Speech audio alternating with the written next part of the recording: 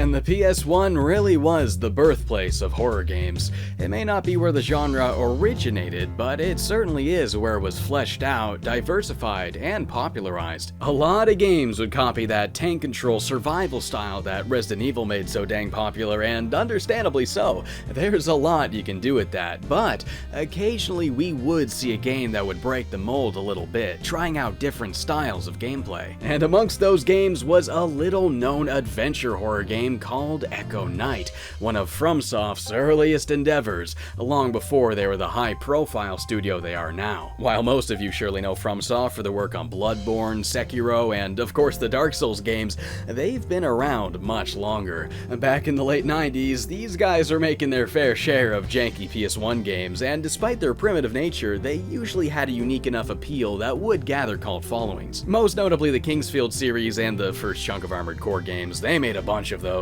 but it was also the start of the short-lived Echo Night series, which would span 3 games across the PS1 and the PS2. I always knew about these games, but I never really knew much about them. I never really knew much about Fromsoft at all until recently, honestly. I only finally got into the Dark Souls games about 2 years ago, but I have been a huge Bloodborne fan for quite a while. Like, it's one of my favorite games ever. Like, Bloodborne's amazing, dude. My favorite thing about Bloodborne is just exploring that world, man. Like, I love the way it paints this gory, gothic horror setting, and then later infiltrates it with cosmic entities, reeling you into a beautifully chilling world of misery and decay, one that ends up hiding a lot more than you initially expected. Crafting incredible game worlds really seems to be FromSoft's specialty. From Dark Souls to Sekiro, these games often have incredibly memorable areas, because in addition to making the settings themselves so freaking cool and mysterious, they always connect together really well too. And I don't just mean physically either. Every world is riddled with all these really clever shortcuts and stuff, but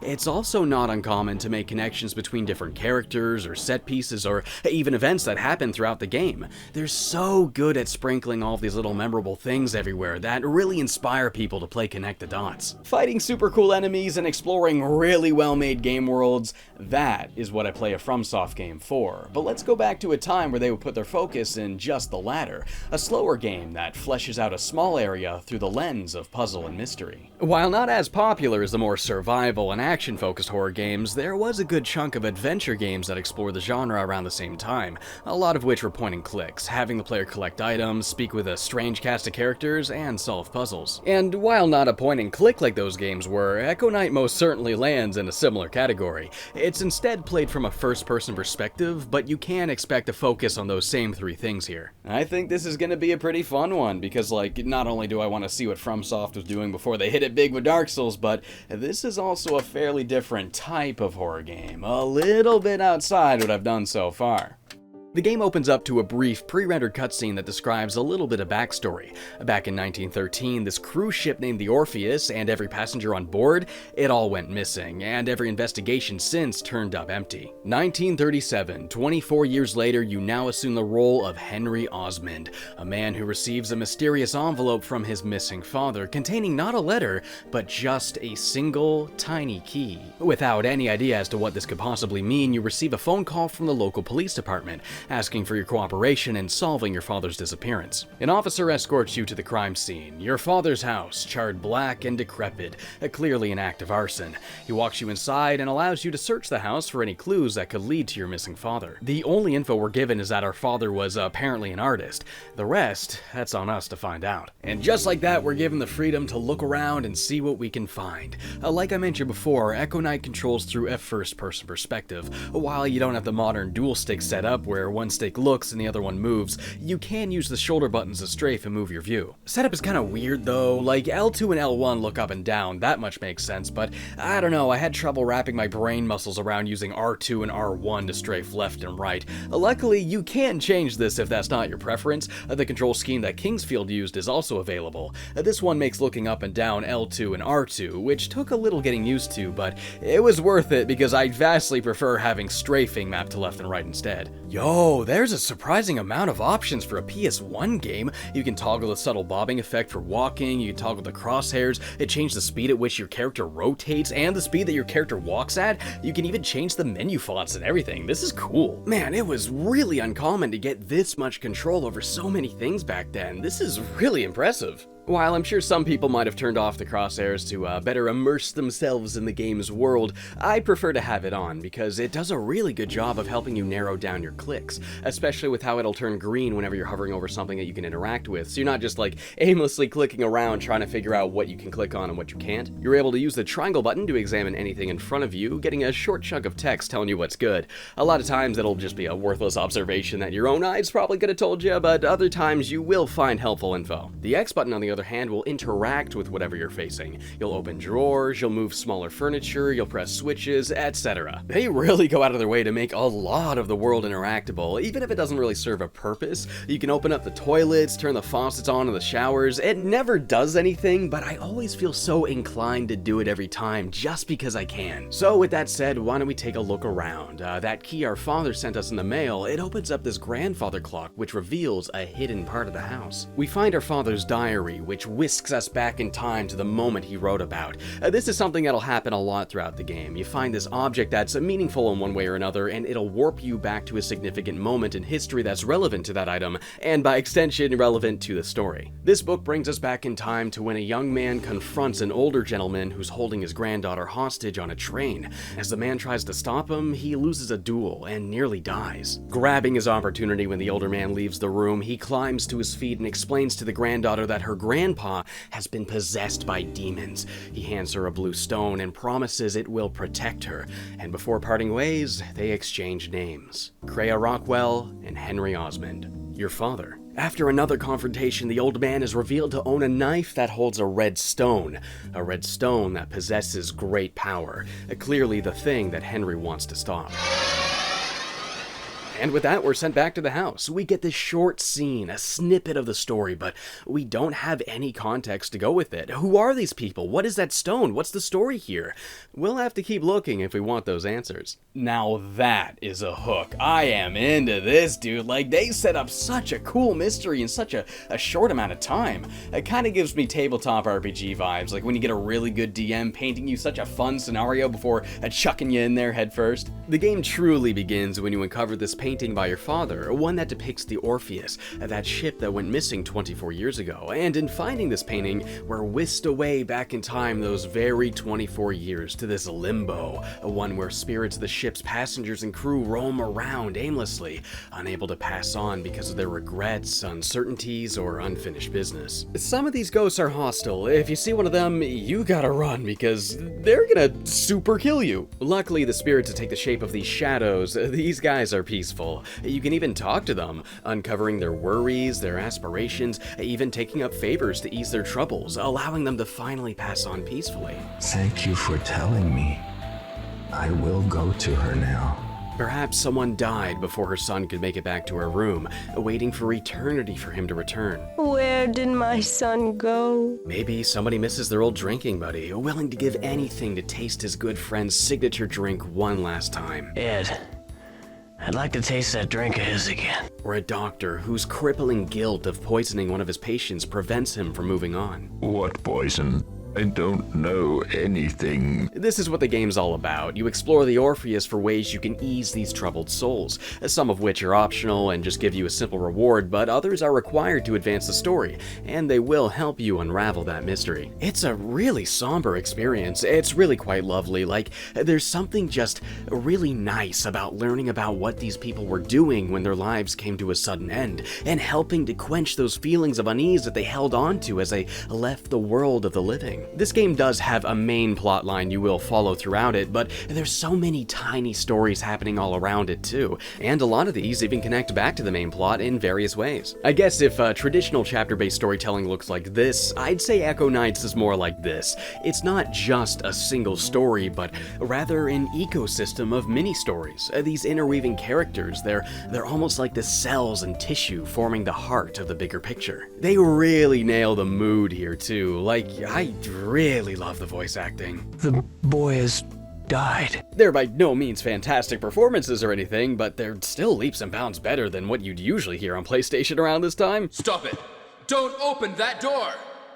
But what I love most about the voices is the texture of it. Like, you know, the delivery isn't always the best, but the sound quality itself, it always has this deep, grainy texture. You can really hear the sadness and regret in it. It wasn't my fault. Sound is something that is used very sparingly in this game. The vast majority of rooms and corridors, they're not met with an eerie ambience or spooky music, but instead, a dead silence. Nothing but the sound of your own footsteps, each one shattering the silence for a brief moment.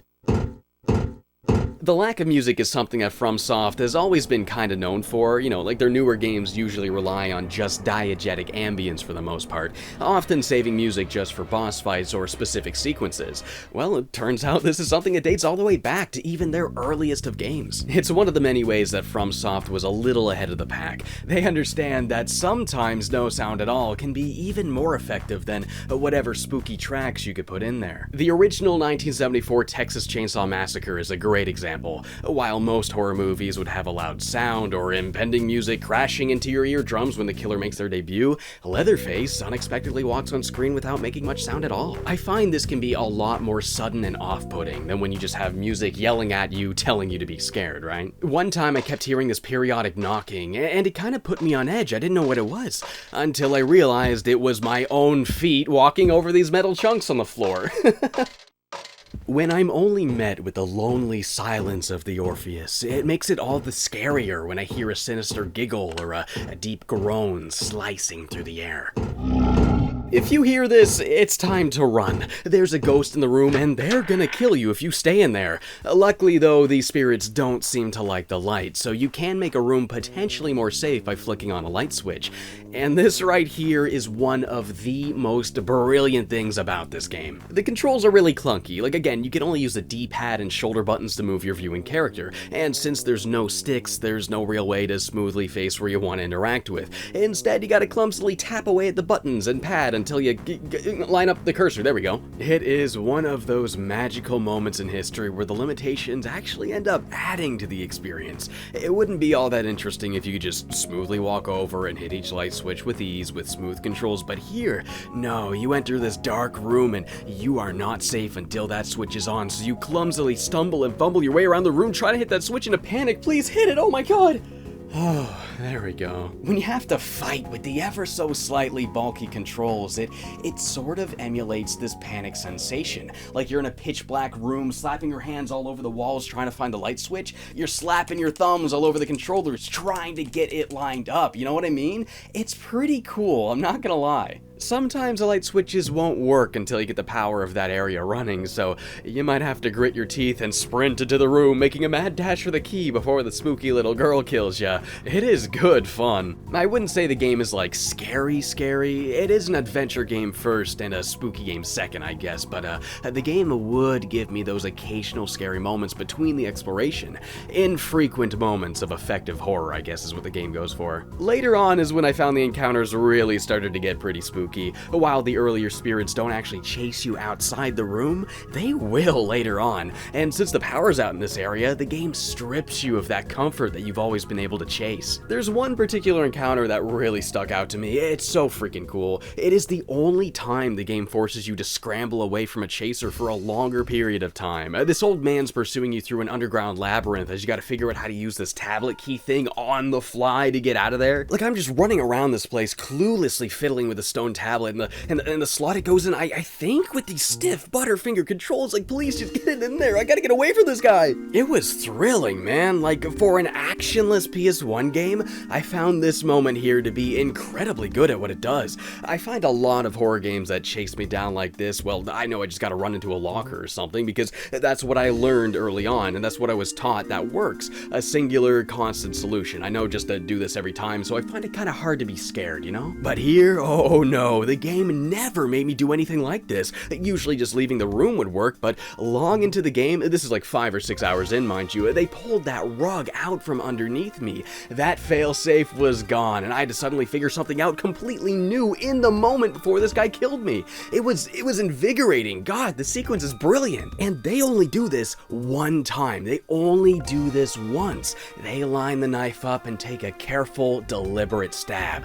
God, is it ever effective. Most of the game is played at a much laxer pace, so you have all the time you need to explore each room for any items that could aid you on your quest. Maybe a pair of rubber gloves so you can safely fix a circuit, or a glass you'll have to mix a drink with. I freaking love the way items rotate in 3D here with their blocky, pixelated edges. Oh man, I don't know, something about just getting items looks really cool on PS1. This right here is one of my favorite puzzles. Okay, so this ghost out in the hall says he wants to try Ed's drink one last time. So in another room, we discovered there was a painter named Ed Mooring.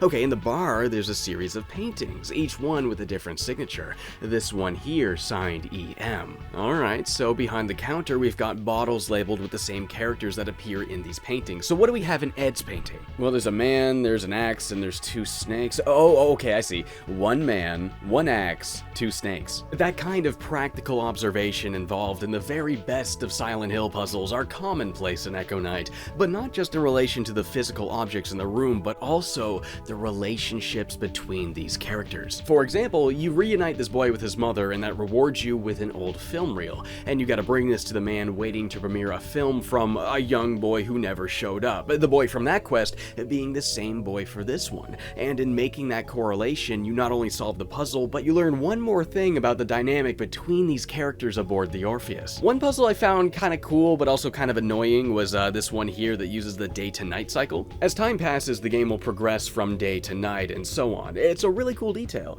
But this one puzzle here has you waiting for a full moon, which can take up to like half an hour if you got unlucky and didn't arrive around the same time. I almost wonder if this was inspiration for that infamous moon puzzle in The Witness.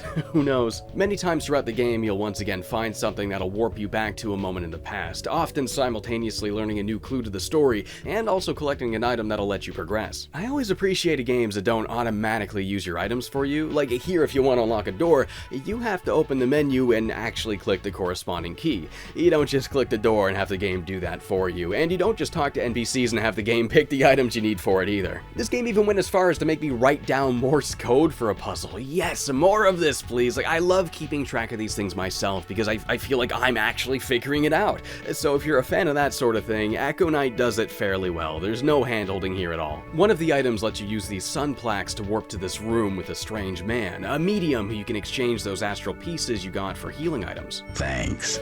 Here, take this with you. This is primarily what the astral pieces are for, just giving you more healing items, but you will have to do every quest and exchange all of them if you want to get the best ending. And with that said, why don't we talk about the story? I really liked it. With how well put together this thing is, piecing it together is an awesome experience. So if you think this looks fun, I really do encourage you to skip the spoilers and play through it yourself. Okay, so remember that old man from that train earlier? He's a guy named William Rockwell. Way back in medieval times, his ancestor, Alan Rockwell, murdered a king who used a powerful red stone to rise to power, wanting the stone for himself, obviously. This stone became a Rockwell family heirloom, granting great power and influence, being passed down generation after generation. Eventually, when William obtained the evil stone, he used it to obtain great wealth, making his entire family filthy rich, murdering a lot of innocent people to achieve it. And then one day, on this one particular trip aboard the Orpheus, late into William's life, William's family planned on murdering him, knowing about how the stone possessed him to do evil things in order to gather his family's fortune. William's granddaughter Kreia, the one your father met on the train,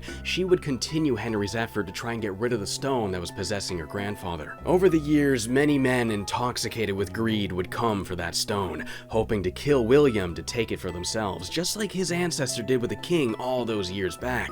This would rope Kreia into all sorts of danger, well into her adult life, even ending in her death. We eventually learned that Henry wanted to kill William and destroy the stone because his family too fell victim to it. William used it to murder both of his parents, so Henry swore to get revenge, ridding of the stone once and for all so it could no longer cause any harm. But then, news comes out of the ship William was on, the Orpheus, getting destroyed in a storm, never to be seen again. So, William and the stone, they're gone. Well, Henry wanted to believe that. He wanted to believe that William, the stone, and everything else vanished that night on the Orpheus.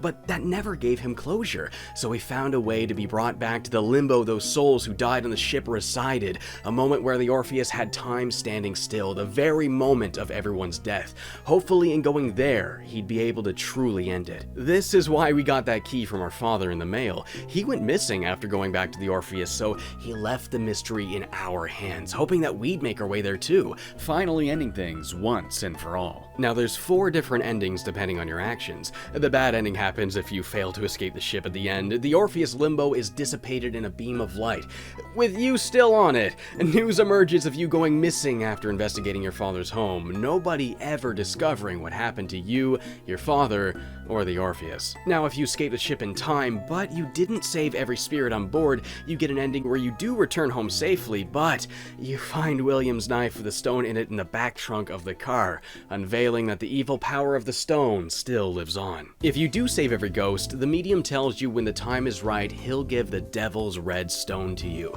granting you the power to make any wish a reality. If you did that, when you're escaping the ship, you'll hear his voice, and if you meet with him, he'll offer you a dagger with that stone inside it. If you decide to take it, you get the evil ending, backstabbing the police officer once you make your way back home.